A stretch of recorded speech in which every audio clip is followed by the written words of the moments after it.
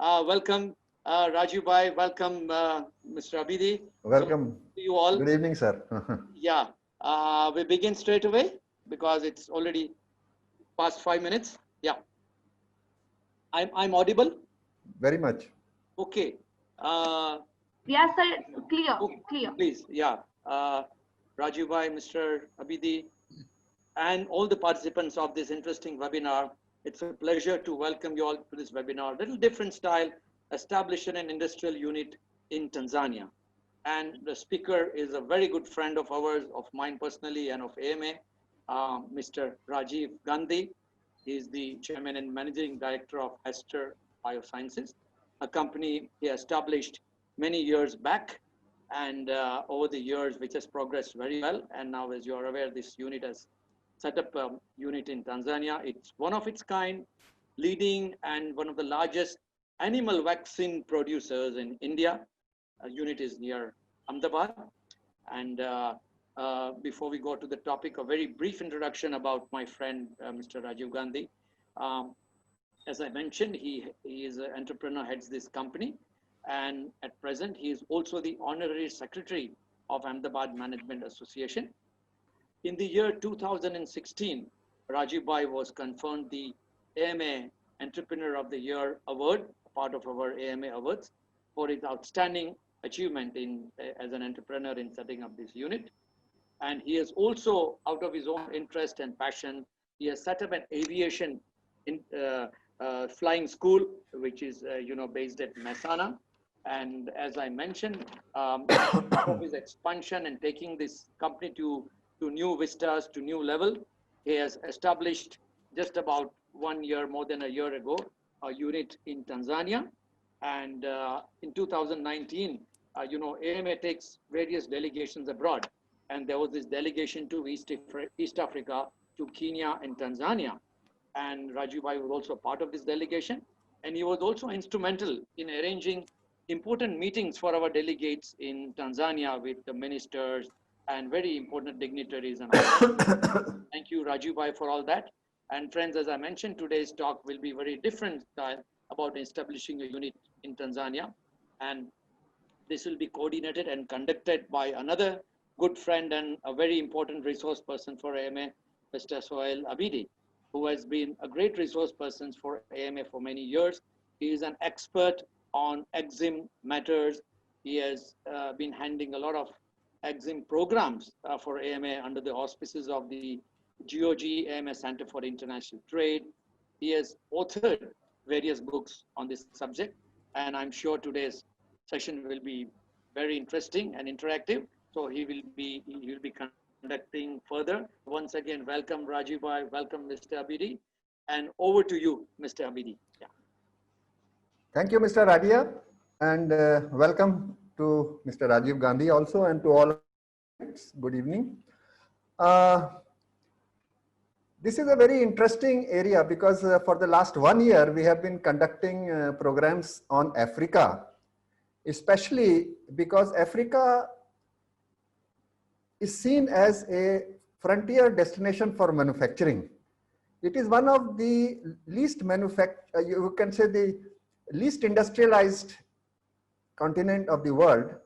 But now things are changing there. And for last 1 year, we have conducted programs on almost every country. But today we have somebody who has first-hand knowledge. What we have done so far is mostly theoretical knowledge, glimpsed from various research reports and, But today, Mr. Gandhi actually brings a very, very, first-hand experience, know-how, how to go about setting up a industrial unit in Africa. Africa is rich in resources, but the resources have mostly been extractive and taken out of the country. Now, many countries now are trying to do most of the industrial activity within the countries itself. And we will start with Mr. Gandhi. First of all, tell us why you entered vaccine business, What is, because it is a R&D based business and there are very few such entrepreneurs in this country.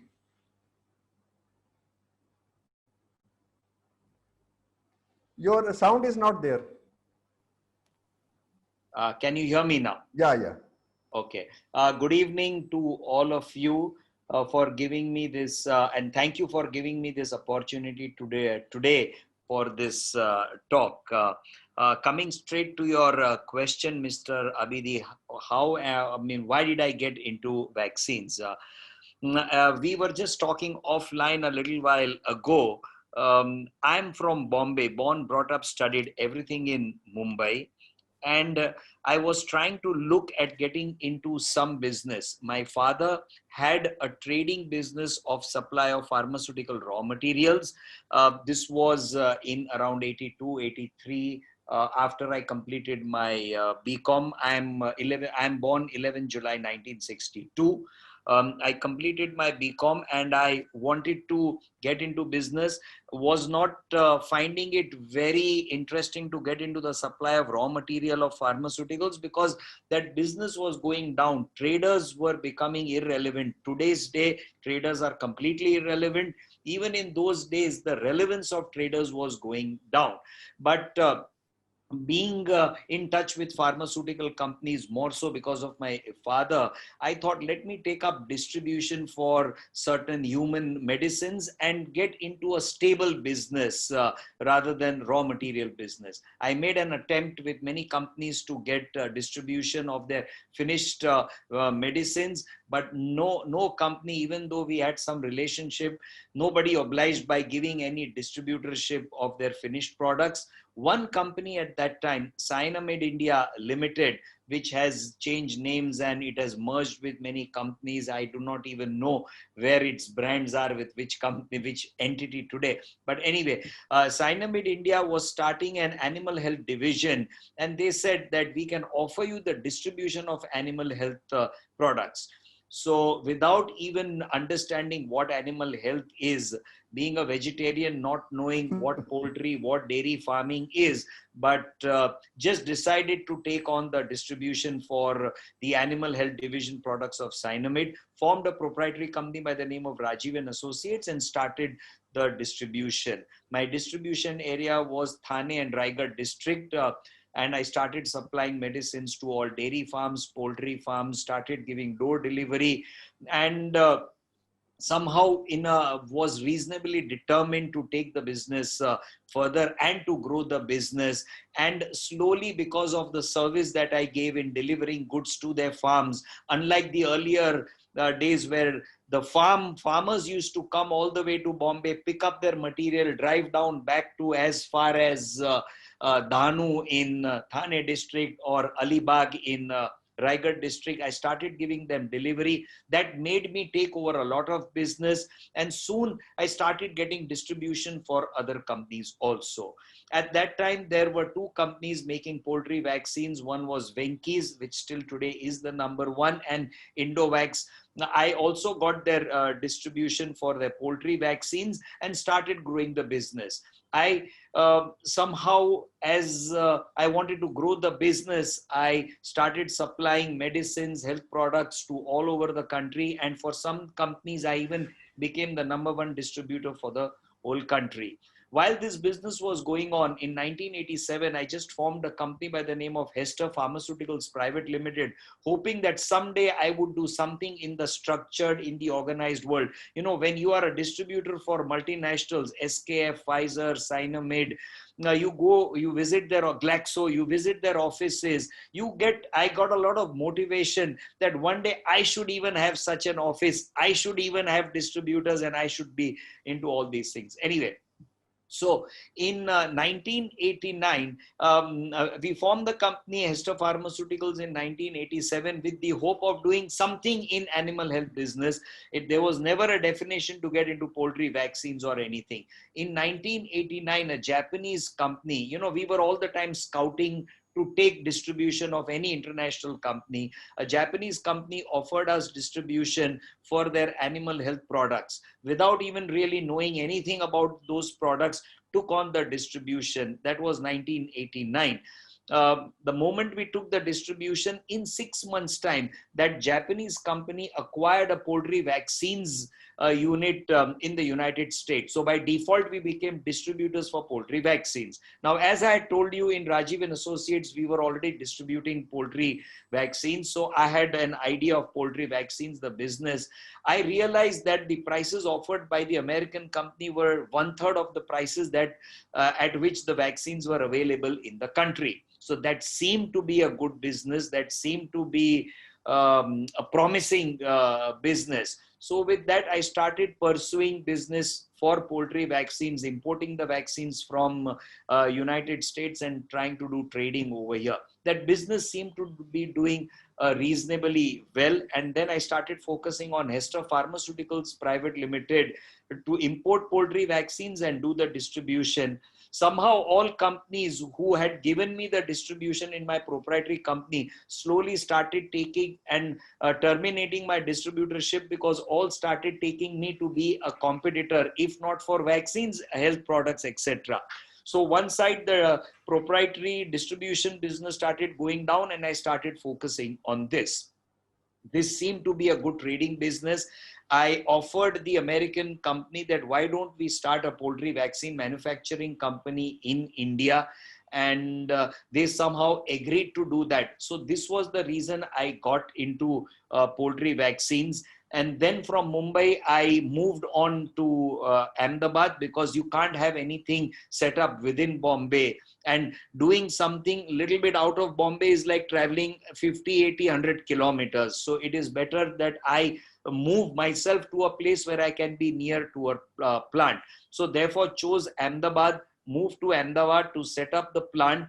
And that is the way I have gotten into this business. In 1994, we had an IPO. This is again something which I would like to mention. Not coming from any industrious background, I had to raise the money. So requested friends, relatives to put in the money and create a capital corpus, but that was not enough.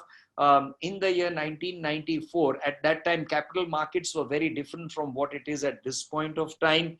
Raising money through capital market was relatively easy. So we had an IPO, raised the money, and that with the money acquired land, started construction. And in 1997, we rolled out the first poultry vaccine. So this is just a brief on how I got into this. Very interesting that in 13 years, you have reached a level of capturing up almost 35% of the vaccine business in India. One thing before I move on to Africa, one more thing I want to know is the supply chain of vaccines and such temperature controlled products. Because vaccine is only one of the many products which require temperature controlled environment. So what kind of supply chain you have here, and you envisage for exports also from India or from Ahmedabad airport, you know? As I told you, before I got into manufacturing, I was in distribution. So distribution, supply chain was the strength on which I took the whole step, took further steps to get into setting up a manufacturing unit. Poultry vaccines, all vaccines for that matter, most of them are stored between 2 to 8 degrees centigrade. And one of our vaccine is stored in liquid nitrogen at minus 198 degrees. So the setting up of a cold chain was very important for making this project successful, Hester Biosciences. So today, what we have done is that we have our own depots at various places in Coimbatore, Hyderabad, Pune, Chandigarh. So at these depots, we have our cold rooms. Earlier days, when road transportation was not so good, we used to send all vaccines by air. They would be received by our people and stored in a cold room of our own in all these cities. Now today, the road transportation having improved, roads being improved, all our vaccines in north and south and west are sent by road in our own refrigerated vans. They are further stored in our own infrastructure, in our own depot at all these places. And from there, in ice box with cool packs, they are further distributed. So we have built our own infrastructure for ensuring that the cold chain is maintained, and we are fully responsible throughout, right from the time the product is manufactured, stored, then moved by road, stored at our depot, and then further distributed. In Calcutta, Guwahati, these places being very far away and business being smaller, we send by air. It is again stored in our own depot in Guwahati also, and from there it is further distributed. So the main success of our business is our distribution network. That's very interesting, because coming back to Africa, there also, why you chose Tanzania? Because I mean, next door, Kenya is I would say, is a more developed country.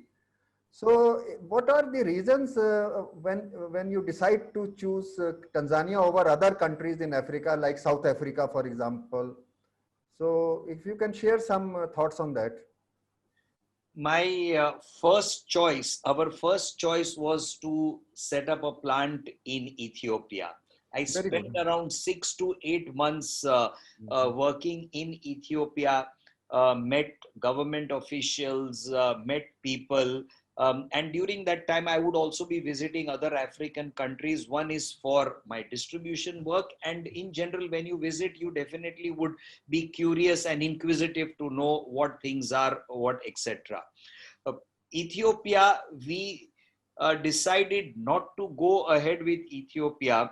First, I'll come to that, and then why Tanzania.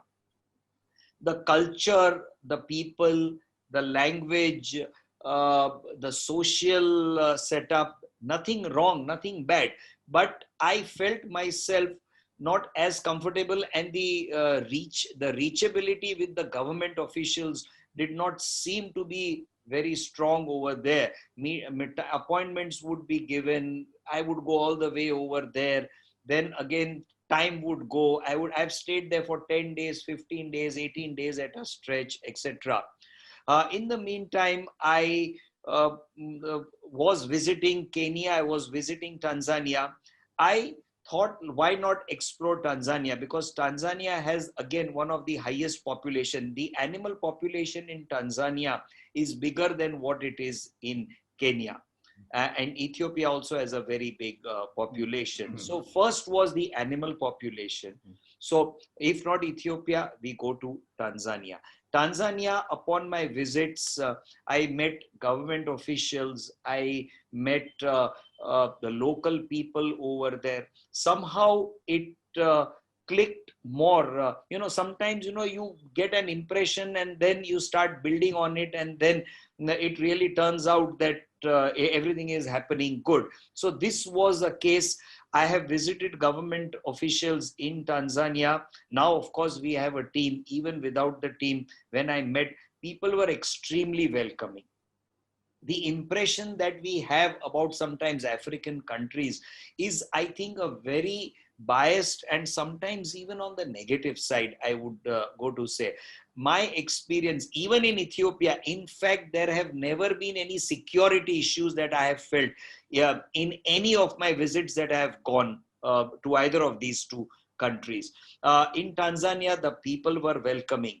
Language barrier was absolutely not there, because people speak English extremely fluently over there. In fact, the English used by Tanzanians is even sometimes, I would say, even better than what we speak over here. And all these things made me feel comfortable. So everything, it was the culture, which was okay. The government support, the government visits, the proactiveness of the government, all these things put together made me feel that I should definitely look at Tanzania. And therefore, we converged onto Tanzania. One of the most, I would say, the problematic areas in India is land acquisition. Yes. How do you compare our process with Tanzania? How fast it was, how slow it was, and were you able to get all the land which you wanted in a place which you wanted? So, can you compare the two? If I have to put it very straightforward, very clearly, Tanzania it was like, traveling in a bullet train. All permissions, from land acquisition to getting permission to start business. We have our unit is 100% export oriented unit. So everything happened clockwork for us in Tanzania. And the whole thing is that the surprises were so much more on the positive side over there, that everything went absolutely fast. Government people were welcoming me, my team. We would go, we would meet, we would fill in forms, they would process, we would get replies from them, whether it is the drug department, whether it is the land department, whether it is the agriculture ministry, the NOCs. Everything happened absolutely smoothly. And I would in fact say, and I would encourage, if anybody has anything to do or wants to do anything in Tanzania, please call upon me, call upon our team. We are willing to guide you and to first clear out all the negatives that you might have had for any African country and specifically for Tanzania. I think to answer your question, everything was absolutely smooth. Could not have been faster than what it happened.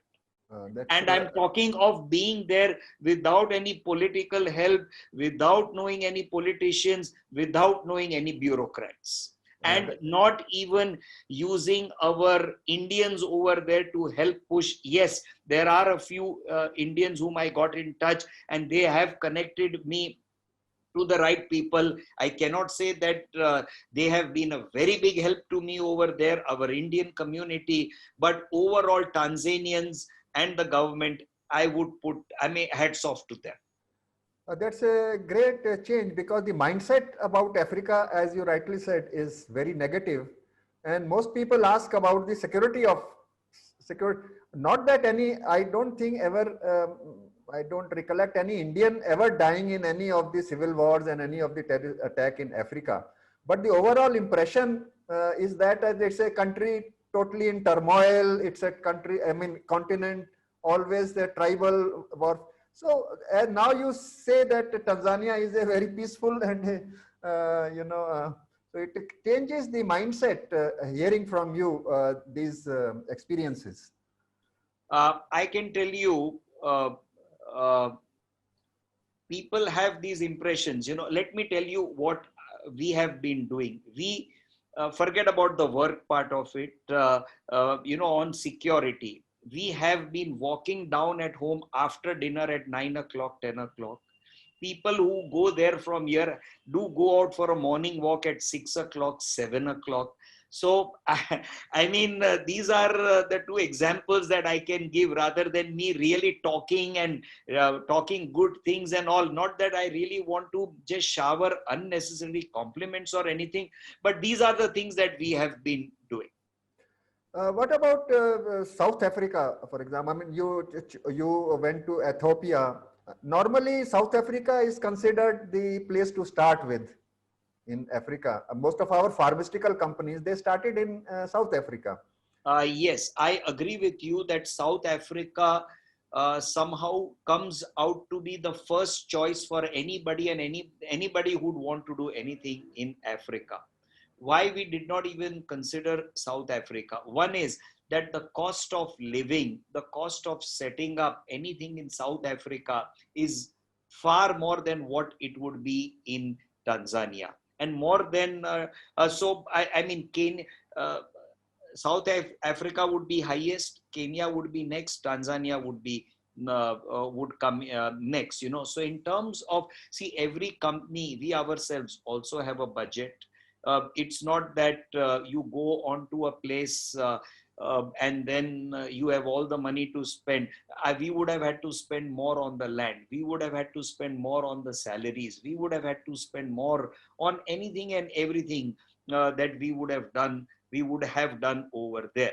So we thought that it is better we work in a country where we are able to manage everything within our resources and take things further. One more point that I would like to add over here is, or if it is in your next question, probably I'm preempting and answering.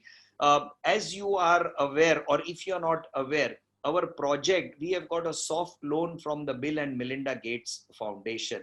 The foundation also has a lot of work going on in Ethiopia, in Tanzania. So this comes into their country where they would be willing to look at projects, etc. So that was also one of the reasons which could be attributed to us choosing Tanzania as a project. So all these things put together. And South Africa, everything would have been more expensive. I have visited South Africa. I have not attempted to meet government officials, etc. But having got that ease in Tanzania, we never really looked beyond anything. Now you mentioned that yours is an export-oriented unit. Yes. Now Africa is undergoing a great change. It has 52 countries have signed the African Continental Free Trade Agreement. Yes. And Tanzania itself is a member of East African Community. Yes. Now, how much you can sell within Tanzania and how much you have to sell outside? What kind of a, agreement you have with the government on this? 75% export, 25% within Tanzania. Export means outside of Tanzania border. Outside Tanzania, it could be Kenya, it could be Uganda. Uganda. It could be Kenya, Uganda. I mean, it could be any. It could be Chad. It could be anywhere. Okay. Fine. So we are talking about the country of Tanzania. Okay, so that is important considering that now you have a market which is, I could say, you are in the geographical center of East Africa. Yes. Now coming back to my old question of supply chain. Yes. How do you this supply chain progressing in your market area? I mean, especially I would say around Tanzania, the markets, the closer markets. We are trying to follow the same model as what we are doing in India. And we have created our own depot in Dar es Salaam. From there, goods are further sent to distributors in cold vans, and then they are further distributed. So we are creating a distribution network as well as a marketing network. We are just doing a copy of what we have been doing in India at this point of time. When we started in 1997, in around 2000, at that time, whatever the infrastructure would definitely have been much more lesser than what it is today. Likewise, now we are going to a territory where that infrastructure is comparable to what it was years ago over here. And we will build it up the way we have built it up over here in India. Now, coming back to, we have talked a lot about East Africa. I mean, Yes. East Coast, not East Africa, but East Coast of Africa. Have you visited many countries in the West Coast also, like DR Congo, Nigeria, Ghana, Ivory Coast, etc.? I have visited Chad, Nigeria, and Morocco. These are the only three countries I have visited in the western part. Chad actually doesn't come technically in West, but it's more aligned with Western Africa. So these are the countries I've visited. Now, from your business point of view. Yes. I could not hear your question. Okay, these visits were for business purposes. Absolutely. For business, yes. Now, definitely you would like to expand first, see the East Coast market first. Yes. Now, a lot of markets are in the landlocked areas. Yes. Like Zambia. DR Congo, for example, is, I consider it two countries. Oh, you can't even go by road from one end to the other. You can't even go by road from one end to the other. So, and these are the next frontier markets. DR Congo is supposed to have the largest, I would say, the concentration of non-cultivated arable land in Africa, almost 25% of land. Now that will also come into cultivation in the next 10 years or so. Yes. And along with cultivation, expand the animal husbandry and poultry. Poultry, of course, is the cheapest, I would say, the source of protein in Africa or anywhere else in the world. So how do you see those markets expanding? Do you in Western Africa also, which are not so well known to Indians, apart from Ghana and Nigeria, which are English speaking, other markets are not so well known to us. Yes. So I would say that the opportunities in Africa are tremendous in a way. But I would also go to say that the earlier opportunities seem to be like those trading opportunities. Now today in Africa, if you want a long-term plan, if you want a long-term business, simple trading might not be able to continue for a very, very long time, because like everywhere, the manufacturer is directly known to the end user nowadays, So the scope of traders is slowly diminishing in a way. Of course, services still are going to go up, but then services will be required when the standard of living, when the income standards start going up, which are going up in all the African countries at this point of time. So if one wants to go to Africa, my suggestion would be to have a long-term plan to be in that country and to grow the business and to be part of that culture and then grow the business.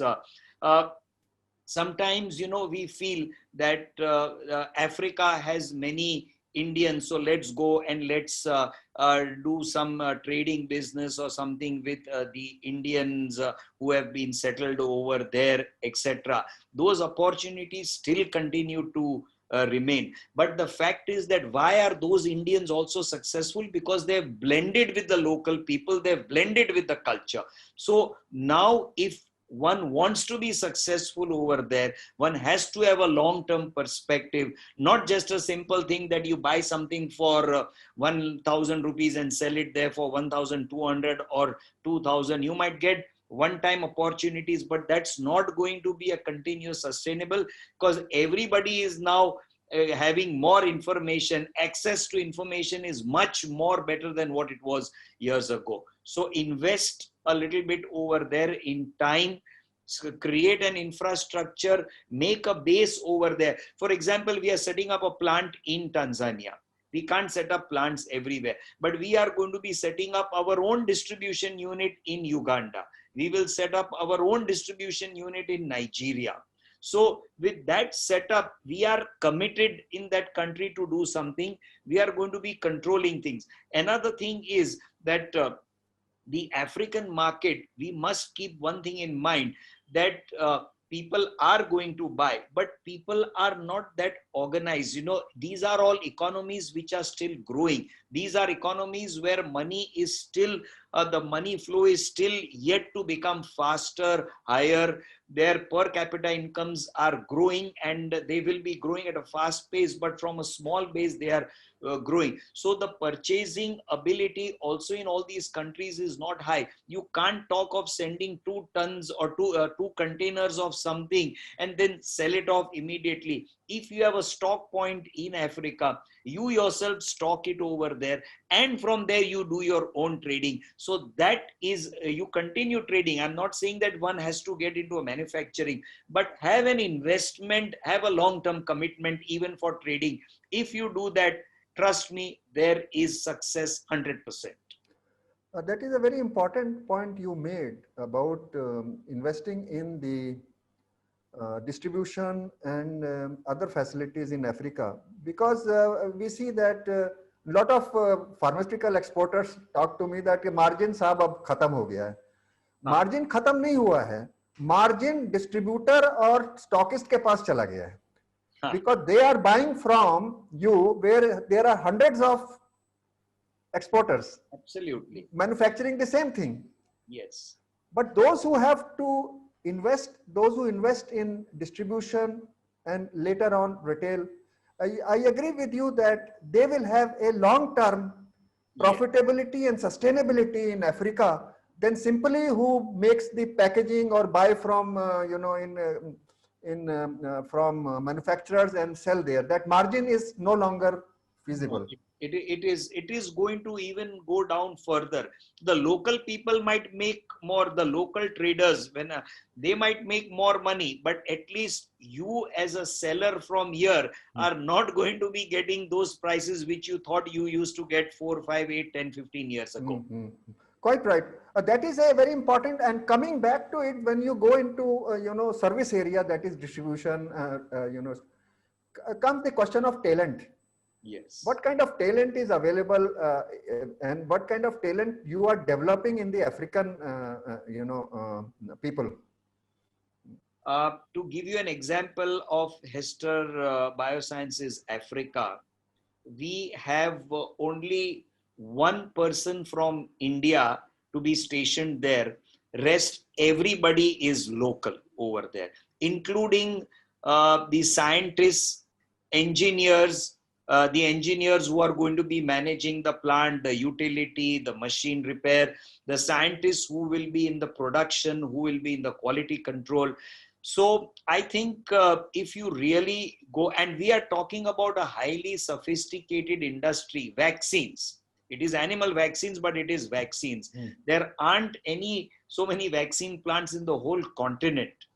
We are still able to get talent. I mean, it takes time. You give an ad, you interview people, you look at their ability, and then one has to invest in them. We have got all of them come for training over here, the production, the quality control, the engineering. So we have invested in the local talent, in the local people, believed in the local education, and we have got them trained over here. Now they are back over there and they are working. So if you really look hard, you will get talent in all these countries. I would not say that you will get in each and every country, I'm sure. But it also depends upon what sophistication, what level of competence you are looking at. But one should not go with the mindset that I will not get talent over there. How do I manage with the local people? Do I trust them? All these, if you remove all these mental blocks, trust me, you will be able to get people and you will be able to do things over there. That is local people. I'm not talking about even you will get good. I mean, there are many Indians. We even, for example, our contractor, he is an Indian, Mr. Trushal Jetwa, an Indian origin, but settled there from many, many years. So he is building our plant over there. And he has helped us in each and every manner. But even if you go to his company, he has Africans working over there. We have local people working over there. So I think there is talent available, but you need to look at them with an open mind. Now coming back to in vaccine business, much of the leading companies, they are multinationals. Now you are entering into their territory. Yes. How do you see the competition? And this will happen in many of the product lines where Indians will be entering, and already entrenched multinationals are there. Yes. So how do you see the competition in the marketplace? I mean, there is going to be competition, but we being a local manufacturer, and the product range that we have chosen to produce in Africa is not a duplication of what we are doing in India. We are going to be producing those vaccines in Africa for those diseases for which there are no vaccines currently available. So in a way, we don't have competition. In a way, we don't even know how big or small the market is because we are going to be the first people. But I have reasons to believe that being there first, we will be at an advantage and we will be able to push things. And on the back of those products, we will also sell other products which we will be producing here, health products, vaccines, and selling over there. Competition is bound to come everywhere. I mean, it's just a way how you try to work over the competition. with some USP that you create either in the product or in your service, something that you, or in your hard work. I think 80% even extra hard work is going to give you results in these markets. This is what I feel. One more thing that about the customers in what kind of business is there for your products? Is it tender business? Is it cooperatives buying? Or how much is big? Are there big poultry farms, individual owned? I do not know. I mean, where do you sell?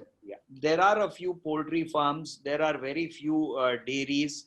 There is a very big backyard population of poultry, cattle, sheep, goat, and swine. There is a very scattered population. Villagers in their backyard, they have, one goat, two sheep, maybe one cow, a few chicken running around. So that is one market. And organized poultry farms, dairy farms is another market. So we are going to be addressing both these markets. In the organized sector, it has yet to grow. We don't have that big farms as what you would have in India, the dairy farms or poultry farms. But that is one segment. And we are also going to be catering to the backyard animals, for which we will be training people. In fact, we have done that also in India. Just to put on record, Hester Biosciences, yes, we make poultry vaccines. We supply to big poultry farms, dairy farms in India. But we also have a veterinary social business division wherein we have trained more than 2,000 people in Jharkhand, Chhattisgarh, Orissa. And those people have gone and promoted vaccines to the village backyard, to the small house, to each and every household in small villages. So we are going to be doing the same thing in Africa. And we believe that it is going to be a big, it's going to make a very big difference. And we have even committed to the Bill and Melinda Gates Foundation that it's not just the big farms that we would be addressing. We will create a whole different distribution network to address to the smallholder farmers in rural Tanzania to begin with, and then in other countries. Yeah, and the third market, is there a big tender market? Does government buys a lot of and distribute free of cost or at a subsidized rate to, because the purchasing power, as you rightly said, it's low in the, and especially these are rural markets. The government wants to get into those initiatives. At the moment, they don't even have the vaccine. So it's first, is the vaccine available, or first does the government do this? So we are creating a plant, we are creating awareness, we are talking to governments. Government has a desire. There is one vaccine, PPR vaccine for sheep and goat, PPR disease, which the government buys and it distributes free. There are even some poultry vaccines that they have done. It is not a very big tender market at this point of time. But if vaccines are available, we are 100% confident that not only in Tanzania, many African countries will buy vaccines, governments will buy, get into immunization programs. If you know, in India, the government of India has gotten into an immunization program against foot and mouth disease, brucella, and PPR in animals. This just happened last year. So likewise, governments, if there are vaccines available, I'm sure this is going to happen in days to come. That's a very interesting. Now, one more question, which not related to Tanzania, but related to the whole business. How long does it take for a vaccine to develop from lab to market? Now, this question is a lot in discussion, mainly because of the COVID-19 vaccine. Yeah, probably, yes. Incidentally, Hester is also working and trying to develop a human COVID-19 vaccine. Okay. But anyway, now in human, it takes a longer time. In veterinary, it is not that long. In human, you have to do trials in animals. Then you do phase 1, which is the safety, then phase 2, and then phase 3. In animal vaccines, we do trials in animals and we submit the data to the government. and based on the data that they have checked, they would give us the license. So for an animal vaccine, it would take us approximately anything from a year to 2 years to develop a vaccine. And in humans, I think if the normal if the normal pace goes on, it should take around at least 3 to 4 years. Let's not discuss on the COVID-19 at this point of time, because everybody is eager. So government is trying to help all manufacturers to hasten up trials, etc. But otherwise, normally a vaccine would take 4 years on human side and a year's to 2 years time on an animal side. Now, one more thing, when question has come that, of course, your vaccine directly goes into the final customer is a consumer of food and beverages Yes. Yes. market. Yes. So how do you see this market developing in Africa? Not, let us say, not the whole continent, at least in East Africa. How do you see this market? Because this is one of the first markets where investment takes place in Africa. So you are talking about Processed food or, processed food. Okay. I think as inputs are being available to these African countries, they are able to progress. I went to, when I visited Dar es Salaam, I visited a few plants. They would dehydrate the fruits and then export them, and then they would be used just by putting it in water, and the pineapple is again the way it would have otherwise been. So there are many such industries that are coming up, which I saw on the food side. In fact, next to our plant, there is a massive food processing plant for this pork, for swine meat. It is coming up, a fully automated plant, which is just not too far away from our plant in Kibaha. So there are people who are investing. I would say that in Africa, the current opportunities on the agriculture side are tremendous. Like in India, now Indian distribution network is improving. In Africa, there is a lot that can happen for the distribution for agri products and food products. So any investments on that side, or any trading, or any providing any services in that area, is definitely, it has a very good opportunity. Even if you have big cold rooms to store vegetables so that they can be used at a later time. Even eggs, if they are stored, then their shelf life goes up. So all these, and these are not very high investment projects, etc. But this definitely has an extremely high potential. One more questions related to this is, since your production started only early this year and straight away it has moved into the COVID environment, how do you see the business maybe 20, 30, maybe 10 decade from now? Where do you see yourself in Africa? In Africa, I think Africa, the economies are improving. The spending power of people is going higher and higher. It is the next place to be in for a long-term business. Other economies of the West are shrinking. Economies of African countries are growing.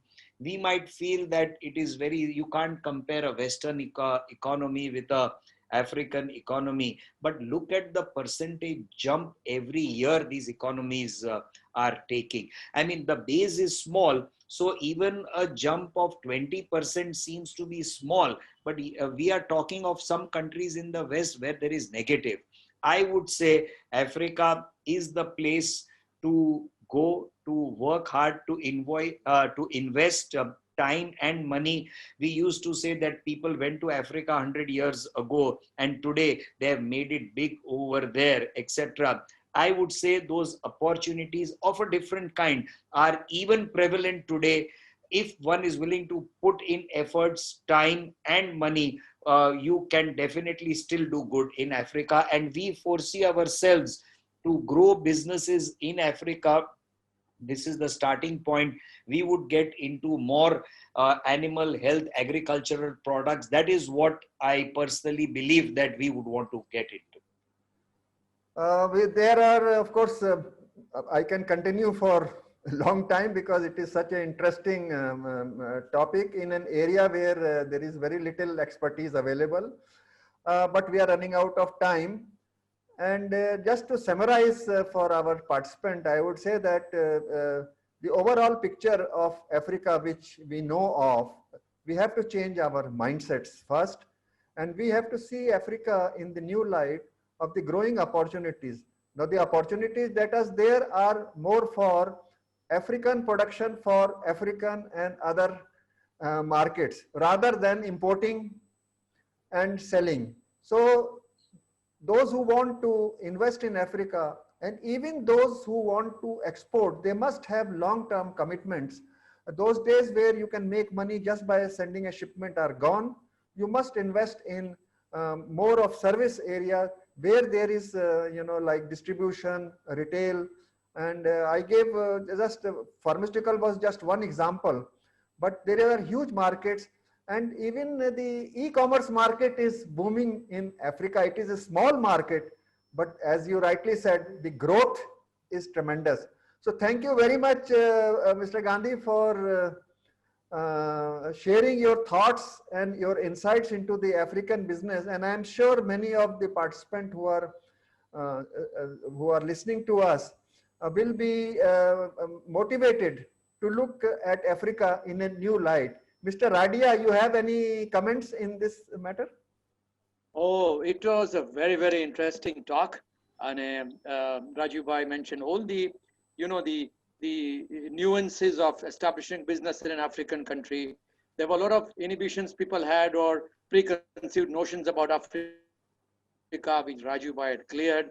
And very important inputs have been given. But one question Raju Bhai, you mentioned that it's an export-oriented unit. Can you sell some percentage of production there in Tanzania?